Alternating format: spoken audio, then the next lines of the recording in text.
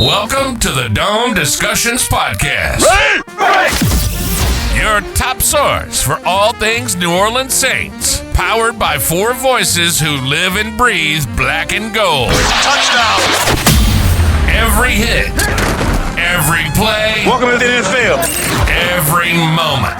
We've got it covered. Let's go! Let's go! Go! What's going on, Who Dat Nation? Appreciate everybody tuning into the Dome Discussions Podcast, part of the Be in the Know Network. I'm Kyle Besson with Athlon Sports and Canal Street Chronicles. I'm Nick Jennings with Canal Street Chronicles. I'm Caleb Yacarino with Canal Street Chronicles. I'm Drew Collings with Who Dat Dish.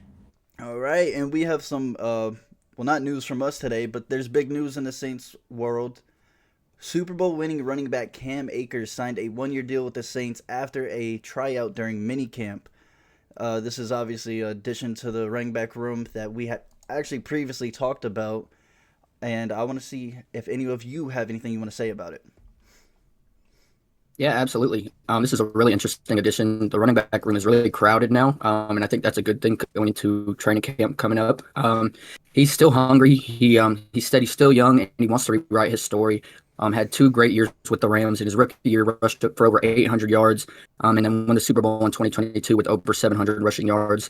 I feel like he's still got the juice, but he does have an injury history that is concerning.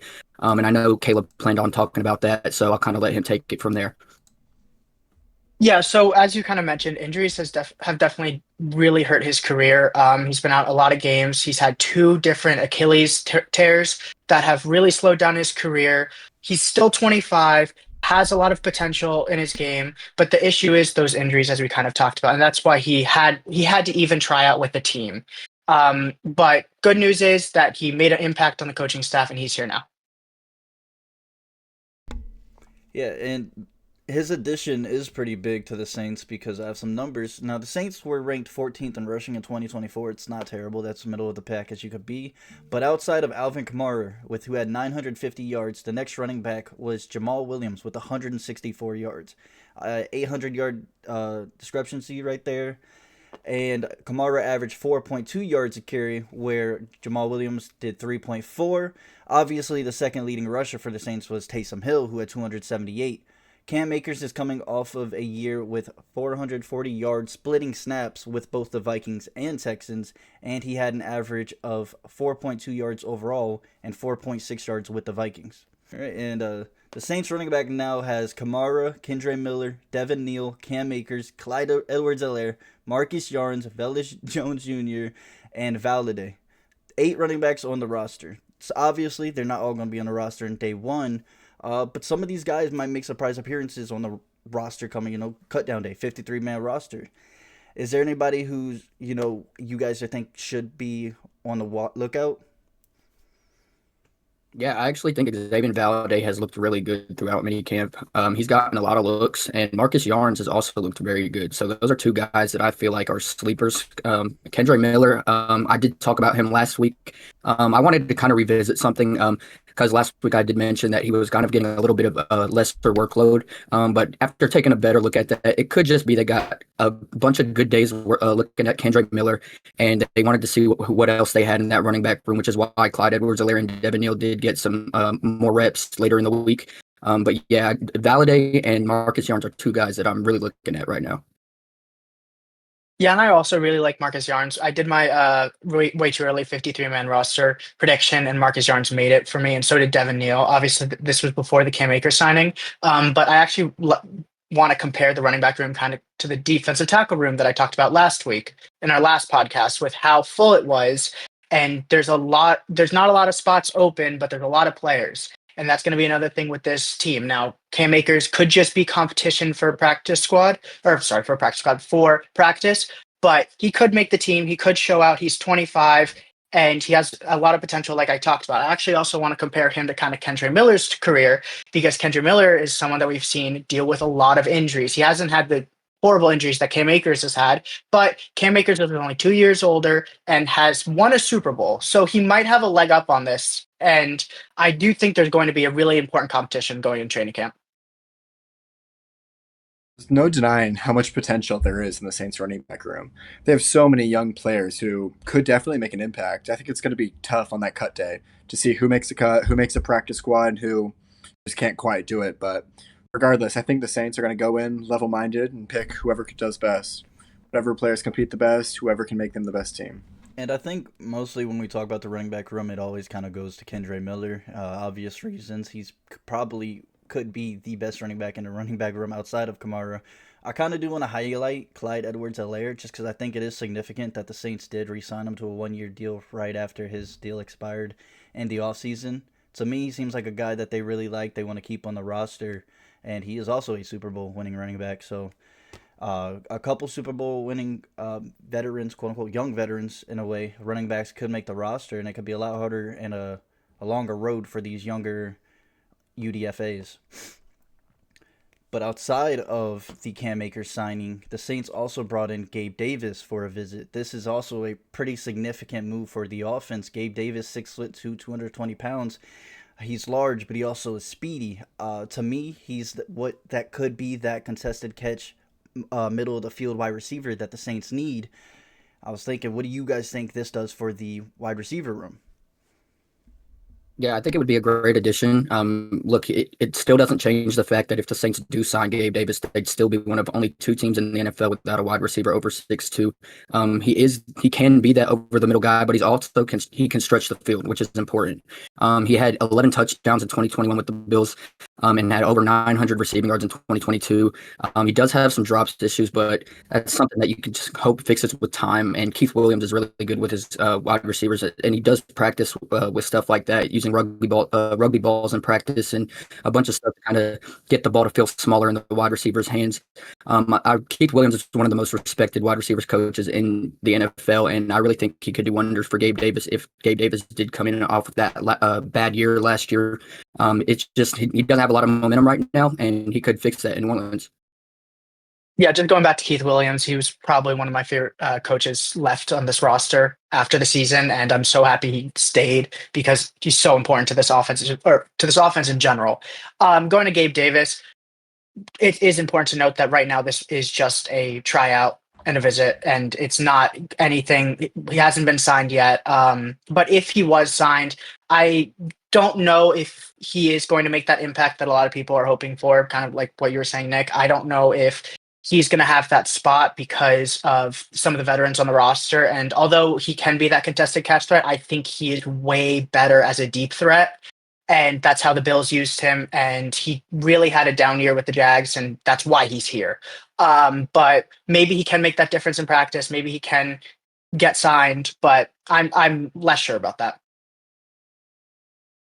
And I think it's significant to me to note he did have a bad year, 239 yards, and I think it was the full season with the Jaguars.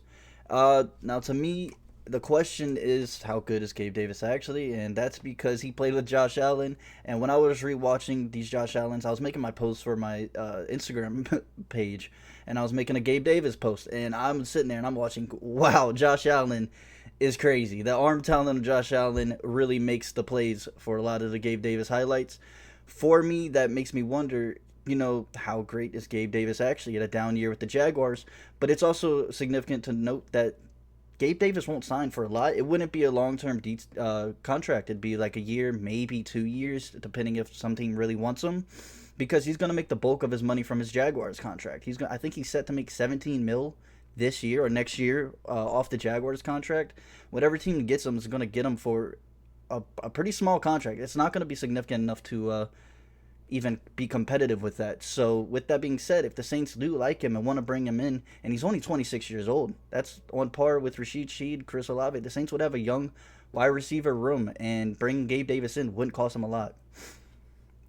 Yeah, it's not going to hurt. And also, one of the things I love with this coaching staff so far is that they're bringing in visits for competition and not visits because of injuries.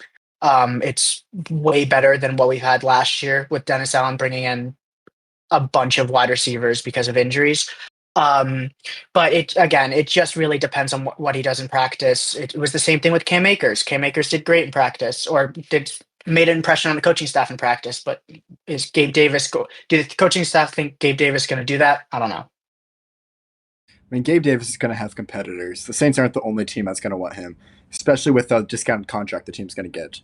If he does want to go to New Orleans, there really is no harm in at least giving him a chance, seeing how he can compete, push the players. I mean, if you can get him on a cheap contract for a 26-year-old player who has shown at least bright spots in the past, I don't think there's a reason you shouldn't swing at that.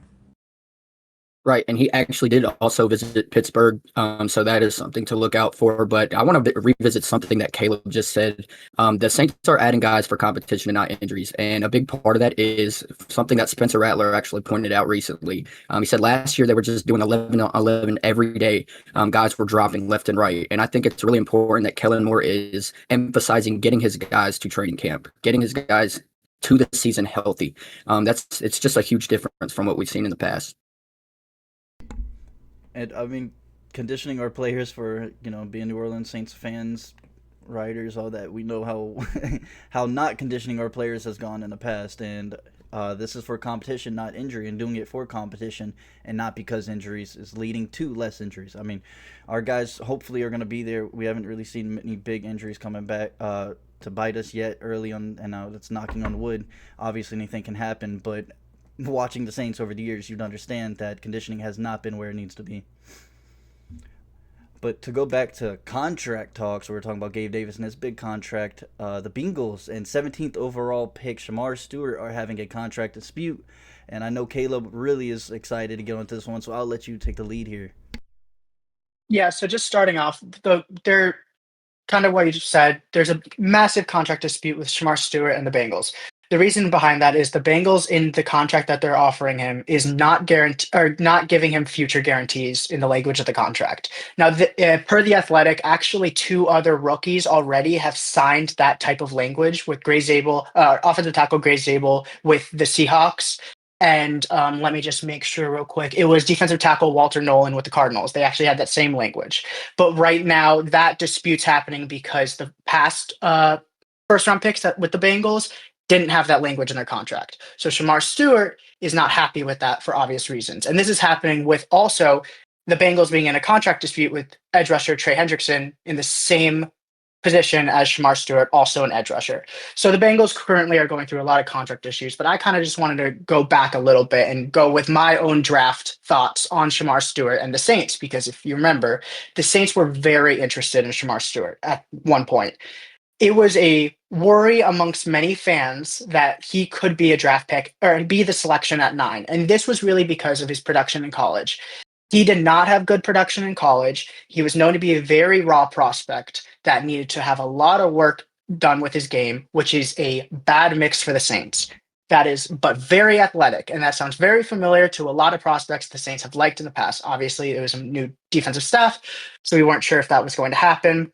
But I was very happy that the Saints stayed away in the draft. Saying this, if the Saints selected Shemar Stewart, this issue would not be happening. And Shemar Stewart was the only player I did not want to be drafted at 9 from the Saints. But I'm going to give Shemar Stewart the benefit of the doubt with this situation, because if the Saints drafted him, he would be at practice and this contract would be signed. It's the Bengals' fault for doing this. Now, is it being handled the best way? Maybe not. But I'm going to give Shemar Stewart the benefit of the doubt, and the Bengals really are messing this up. Same thing they're doing with Trey Hendrickson. Bengals are messing it up, but I'm still just glad the Saints didn't draft him. 4.5 sacks in 3 years is not what you want to be going out of a top 10 pick. He does have the RAS, perfect 10.0. You can't deny the pure athleticism that goes with him. It's astonishing. But, I mean, you can't go top 10 if you only get 4.5 sacks, 1.5 sacks each year. I just don't happy the Saints didn't get him.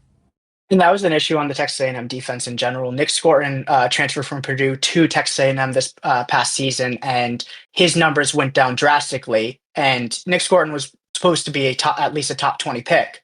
Instead, he went in the second round. That was because he went to. This could be a Texas A&M issue with that type of production, but also on tape, Shemar Stewart as a prospect, it was just so raw and needed so much work. So already the Bengals were making a risky decision by drafting him, but they made it so much worse with the contract issue. Texas A&M, didn't they have a defensive tackle too, Shemar Turner? Yeah, He had a Shemar Texas Turner A&M. got He also drafted. someone. I forget where he got drafted, but I yeah, think it was he like was third coming round, in. second, third round. But Mhm, he was also mhm, kind of the not much production, but still a fantastic athletic player. mhm. And I think it's important to talk about the second round because other than Jaden Higgins and Carson Swishinger, they who both receive fully guaranteed contracts, not a single second round pick has been signed yet. And it's important to note that if you are not signed, you cannot participate in training camp. So we are still looking to see when Tyler Shuck will sign his rookie deal with the Saints. Hopefully it is before. I believe it will be before, but that is also something to keep an eye on. I mean, those two players, they threw off the second round pick market with their fully guaranteed. But this isn't out of the usual for a second round player, especially a quarterback. Right. The Saints' last two second round picks, Kool-Aid McKinstry signed on May 31st, so he signed pretty early. Alontae Taylor didn't sign until June 19th, I believe I put in my notes, or 14th. I have bad handwriting. But he didn't sign until very late. So it's not awful that he's not signing yet. If you go back to the past 10 years, there have been 6 second round quarterbacks signed, or 6 second round quarterbacks selected. Only 2 of them, or 3 of them, would have gotten contracts by now. And that's Christian Hackenberg, Kyle Trask, and Deshaun Kaiser are the only 3 who would have signed by now. So this isn't out of the normal. Fans shouldn't be fretting about this. They're going to get the contract done. Tyler Shuck has shown he's a high character guy. I don't have any concerns about this becoming a bigger issue. It's just all in the timing and the small details of the contract. Yeah, you make a good point on Alontae Taylor. I remember how long it took for him to end up signing. That was a big fiasco there. But yeah, I have no stress about it. He's going to sign, and he'll definitely be there for training camp. Yeah, and yeah. As you said, he's probably going to sign it before training camp because this is a very fluid competition. He's not going to want to miss out on any reps Exactly. every single time. So there's no way I see it going into training camp and it being an issue. And I think it's significant to say Tyler Shuck is a quarterback that, I mean, that's just by pure position. That's a more valuable position. He probably wants that fully guaranteed. All of these second round picks want these fully guaranteed. That's what's taken so long. This is a trend in the NFL. Second round picks are getting fully guarantees later and later in the draft. Tyler Shuck's going to sign with the Saints. I bet it would be before training camp, just like you guys said. This competition is hot. He's there. He's right there. He could be the winner of it. He doesn't want to risk losing anything and not being in it. I do want to say something with contracts, just because this seems contradictory to me with the Shemar Stewart contract, with all that about this language that's taking away fully guarantees.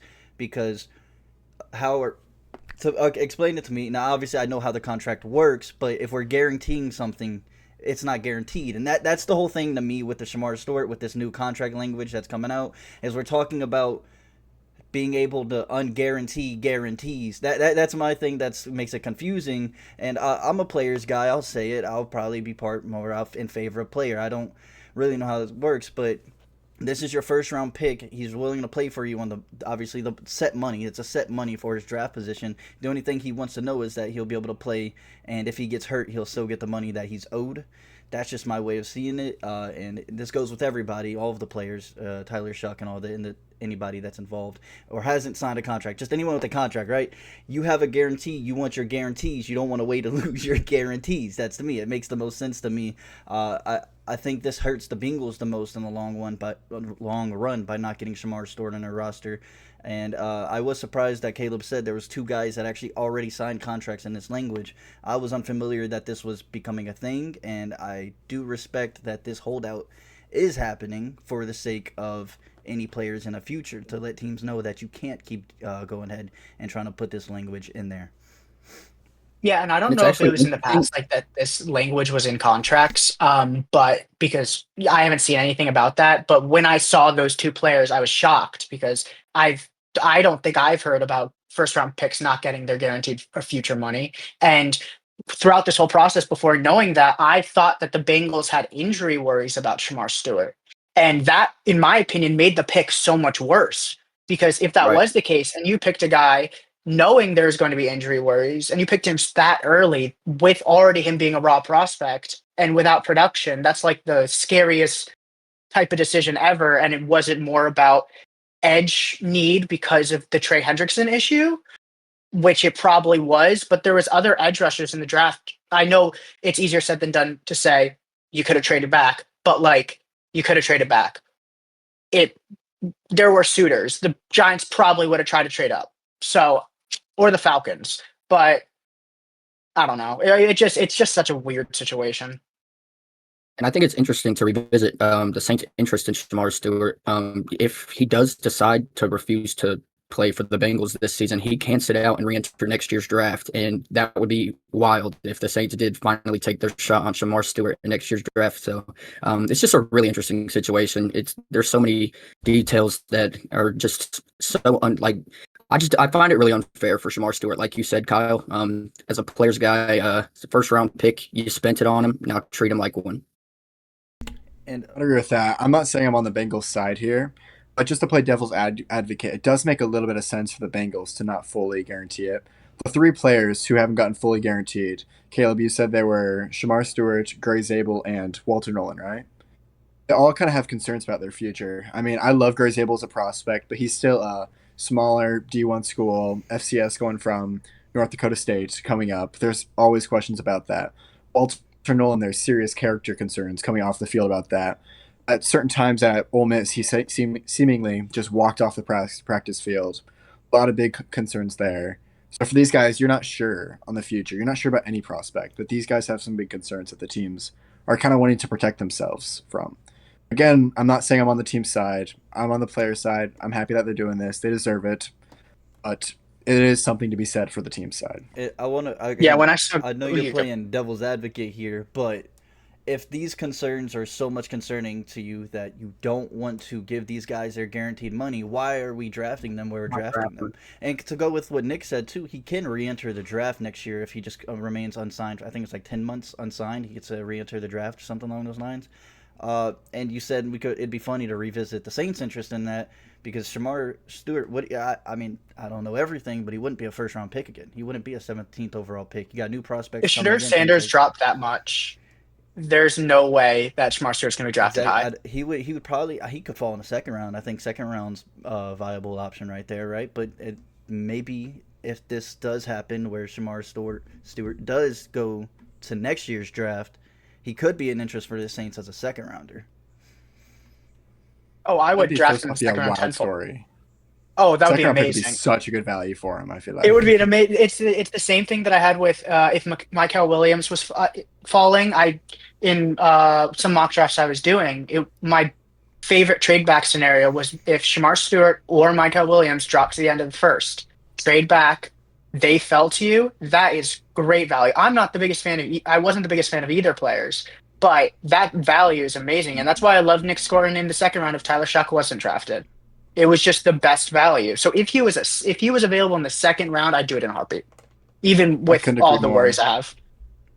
Couldn't agree more. That much value for that athletic of a player would be an amazing pick. Just the upside alone he offers, even at his floor, I think it'd be great.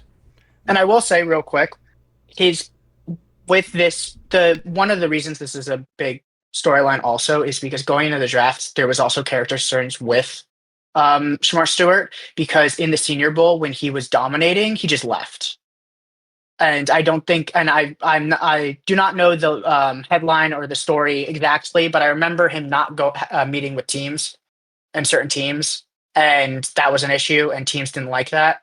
I could be wrong. I could be thinking about another player, but I'm fairly certain that was Shemar Stewart, and that was going into the draft already. So second round might be too early. If I doubt that's going to happen, but if it does happen, he could drop to the third or even day 3. We're obviously speaking all hypotheticals here. It's most likely he's going to sign, but it's fun to talk about the idea of him falling. I mean, I think you're right at the Senior Bowl. He was showing out. His name was already on a lot of boards for players, but the Senior Bowl, he just absolutely stood out to everyone watching. And then he, as you said, kind of just disappeared. He left from Mobile. Not too much of an explanation, but. And like you mentioned earlier, Caleb, he had that 10 out of 10 RAS score, which ranked first out of 2,029 defensive ends from 1987 to 2025. Just an athletic freak, was put on a show at the Combine. I definitely think it would be great value if the Saints do get that chance next year. As soon as I saw that score, my heart dropped because I thought the Saints were going to draft him. And that was the worry, because as soon as I saw that score, it was all the worries in the world. He was the only prospect in the whole draft I could not talk myself into with the Saints drafting. I talked myself into Tyler Shuck way before I talked myself Now, into do you want Shemar to Stewart. clarify? You're talking about this at 9th overall, right? Not that you, cause Yeah, you said no, it, no. at 9th overall. This is a guy you didn't want the Saints to draft. Maybe because later in the Yeah, round the value's yeah. low, but Later, I still think the Bengals drafted him too early. When it happened, I was still shocked. But at 9, yeah, no, I would have. It would have been hard to write about that pick. I'll just say that. And one thing I do want to say, now as fun as this is, the scenario like you guys said we're going over, realistically, Shemar Stewart would lose a lot of money sitting out a year. So and the Bengals also, I mean, lose a first round pick basically. Somebody's gonna fold. This is and it's It's a gonna long happen. shot. Yeah, so it is definitely a long shot because Shemar Stewart doesn't want to lose millions of dollars, and the Bengals don't want to have a first round pick that they will never get to see play. Um, so I doubt it actually happens, but it is fun to talk about, and it is fun to relate to Tyler Shuck and all the second round picks with their contract disputes. And also, I think it's most interesting that this is the only, this is the real one to hit, headlines. Now, to be fair, because like you said, two other guys signed this contract, and the holdout wasn't like this, and they eventually gave into it, or whatever. So it's interesting that this is the one to hit headlines, but it's probably because he's protesting the contract. And I won't lie, I think it's also Yeah, because Shemar Stewart was one of the most polarizing prospects this year in the first round. So already, most people that followed the draft knew about Shemar Stewart being such a enigma in this draft, and then also this happening. Whereas, like, this is the perfect combination to be the number one headline, and it just right. exploded. And it's also interesting that Travis Hunter and Jahdae Barron have still yet to sign their first round contracts as well. So just the fact that Shemar Stewart is the one that's being talked about it's crazy. And Travis Hunter's probably trying to get. It's so weird because he can be two positions. So it's Right. like, how do you play a player or pay a player for two positions, but they're one player? It's gonna be weird. All right, but I think that does wrap up our Shemar Stewart and Tyler Shuck. And now we get to go into trivia.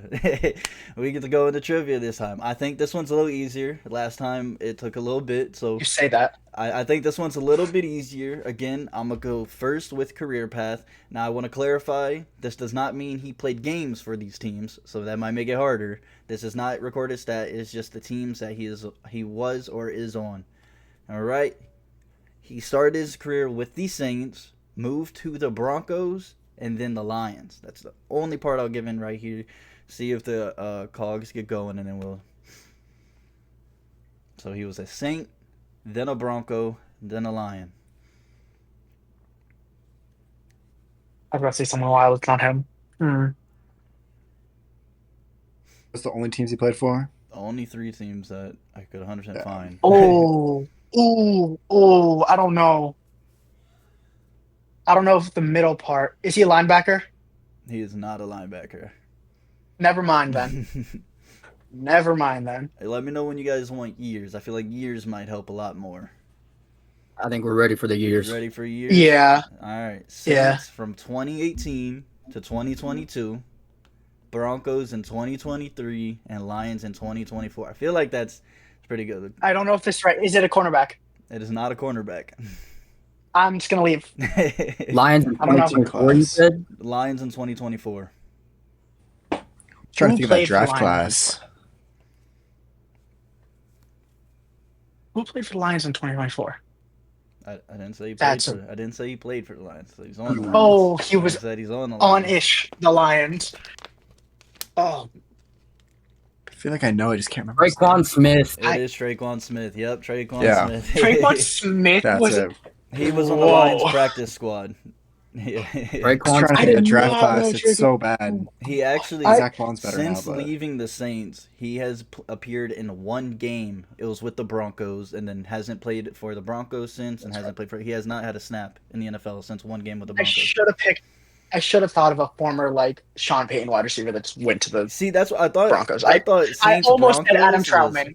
I was about to say Adam Troutman. Just be like, I That's thought who I Saints first thought Broncos of. was gonna, because I was honestly sitting there and I was thinking, my idea was I'm gonna choose one of the 10 Saints wide receivers that went from the Saints to the Broncos. I was like Marquez Callaway, and then I only thought about it because the other day I was talking with one of my buddies and he brought up Traquan Smith on the Lions, and what? It's then, Talk. all right. But for our final topic today, the Saints canceled their final mini camp practice to go play golfing. They went to 504 golf.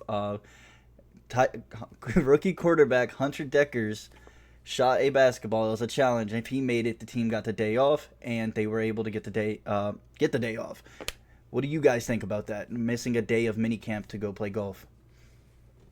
I love it. I love that the team building that's taking place right now. Kellen Moore said this part of the program is all about being schematically sound, and he feels like the team is here. They previously went to play paintball, did some community work, and then this week they actually went to 504 golf. So they're really just building that chemistry right now. Look, it's not going to affect your season results if you miss one mini camp day. You're not going to look at the end of the season and say we lost this game because of one missed practice. So I don't think it's a big deal. I think it's actually a positive thing. And like you said, the offense won the day, and Jawan Johnson got to choose who would take that shot. He chose a guy with a high school basketball background, drained the 3-pointer, and the team was having fun. Like it's just important that they are having fun. Yeah, at first, I was a little bit of a hater. I'm not gonna lie, just because first time I saw the the headline, I was like, oh, we're not gonna see more quarterback stats or more quarterback numbers because I just want more of that competition. But looking at it, stepping back and looking at it, is exactly as you said. It's great for the team chemistry. It's been a big focus for the team so far. Kellen Moore has been so good I mean, I've already sang his praises before last week with him being so upfront with everything, but also he's just been so focused on building this team the correct way, making sure everyone is motivated and happy, but also understanding that sometimes these players need vacations. Sometimes they need days off to help with their body, help with team bonding, as we kind of said, or just be with family, because that's really important for these players to get through the season. And this could also be something that helps the players when a losing streak happens. I don't think anyone in the podcast sees this team making the playoffs unless things go great, injuries wise, everything. There could be really bad losing streaks this year. That's going to be a massive test for Kellen Moore. But the thing is, these little team building things keeps the team happy even during those times and finding positives no matter what. And kind of as I was talking about before, it helps with injury prevention because it's going to give them some breaks, and they're not going to be, and it's kind of like the quote you talked about earlier, Nick. They're not just 11 on 11. Everyone run out there every day of practice. Get tired. We're going to take breaks and really be careful with this. First off, shout out Hunter Deckers. Big moment. UDFA taking that shot. Love to see that, but I love to see it. I mean, they're really building a team, firing in that culture. You love to see it, rookie head coach, and that's kind of the team he's building. It's just great to see. It's refreshing from previous years. I love it. Obviously, I agree with you guys. This doesn't change any outcome of the season. I do kind of want to bring this up because the Saints had 2 sellout crowds to start minicamp, and this third minicamp day was not a way for fans. Fans weren't allowed. It wasn't going to be fans, and yet Kellen Moore found a way to win to the fans. The fans are excited. This is another thing the fans love to see. Paintball was a hit with the fans. They had all the Instagram reels, all the videos were made. The media team did its thing with that, and then continue to do it with the golfing. This is another way for the fans to also feel involved because you're bringing the team into the community, just like they did with community service, the paintball, and then you bring them to 504 golf. That's a way to bring the team into the community, and it wins the fans over. And I think it's impressive that Kellen Moore found a way to win the fans on a day that the team didn't even get to practice in front of it. And like you said, Caleb, a lot of these people would have liked to see the numbers for their QB competition and stuff like that, but we wouldn't have been able to see that. And instead, we got to have a day where the team got to spend time together, go out into the community, and do some fun things. And I also really like that. Real quick, I also really like with fans. This was a first time in a while that there weren't a lot of negative reactions on Twitter, on our Canastri Chronicles articles. For me, at least, I didn't see a lot of negative reactions, even when I thought there was going to be negative reactions. It was a lot of positivity, which is something that this fan base, writers, everyone involved with the Saints needs to see more of. And it's a great sign going into training camp. My lighting changed throughout the day. But it was bright outside when we started. It got dark, so I kind of realized it a little late. But no, I agree with you.